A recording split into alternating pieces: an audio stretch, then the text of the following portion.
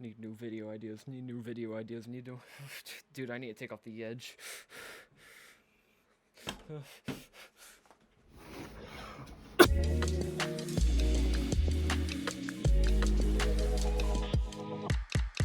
The process for lubing your switches with shaving cream is actually relatively straightforward. First, grab your shaving cream and then launch it into the switch, and then you're done.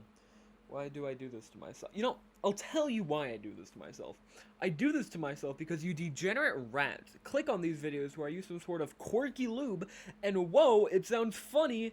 You know what? No. I'm sure all of you are just very interested in finding the best budget lube option for your own Switch.